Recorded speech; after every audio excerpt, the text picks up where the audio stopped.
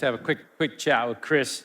One of the reasons I wanted to do this, most all of you know Chris Hurtado, and he recently has taken the role of course, youth director, director of student ministries, district youth director, as well as church ministries and resourcing.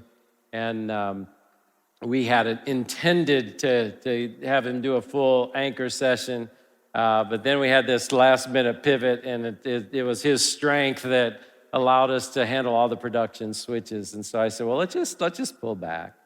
And there's just one topic I want to talk to Chris about, other than just thank him for saying yes, thank him that we get to hang out daily and dream and do the work together. No, so, thank you. It was a great opportunity. For those of you who know me, you know that New England isn't my original home, but I feel like I've been grafted into such an amazing family with all of you guys, so thank you.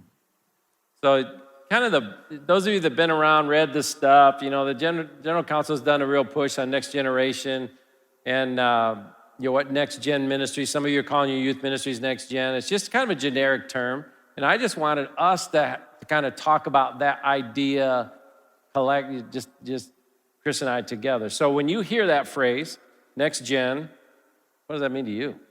It's so funny because when you Google that phrase, as I'm sure we probably all have at one point or another, it tends to focus on kids ministry, youth ministry, right. But I just feel like there's a group that's often left out of that, and that's the young adult, the college age, and I don't know why it's always skipped over, but I do feel like that is a vital part of next generation. So when I think of that term next generation, I think like probably all of us do, like that next group of people, that next group of leaders that will bring the church to the next level. I think Rick DuBose and Josh Welborn, Nick DuBose being the assistant general superintendent and Josh Welborn, the national youth director, say that they're constantly preparing the next generation to usher in the second coming of Jesus Christ.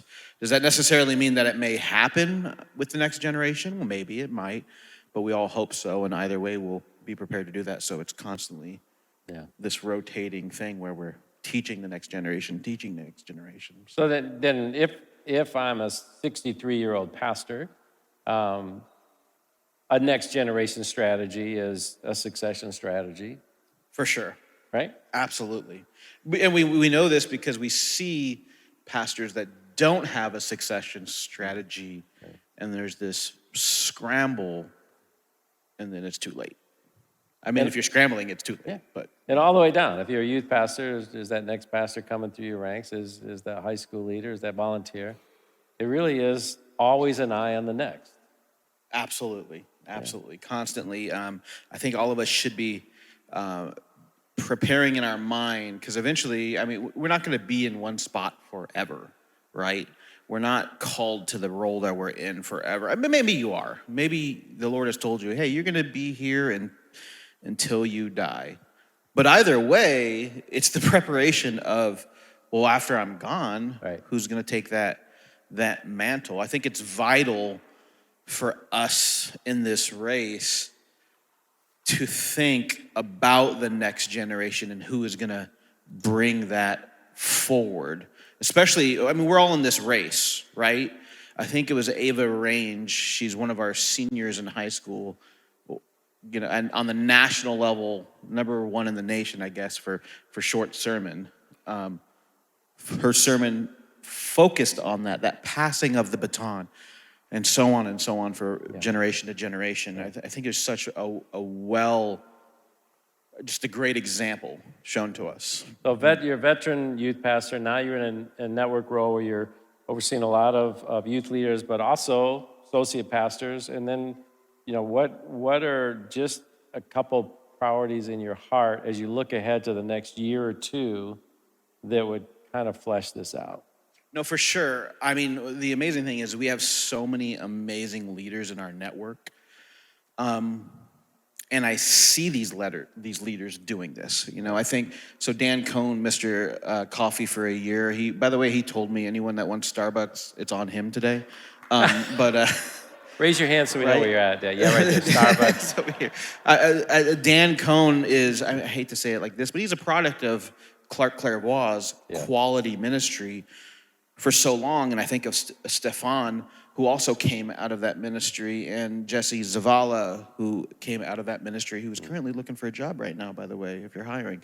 I just think of the ministers that are leading the way in these examples to prepare those to follow them once they're called to go somewhere else. So a strategy for me would be to call on those leaders to help teach us. I don't claim to be a pro or a master in any of this, but the amazing thing about any pro or master in any situation is they call on the resources that they have available to them. So I have a resource of an entire network to help us discover this strategy to move on.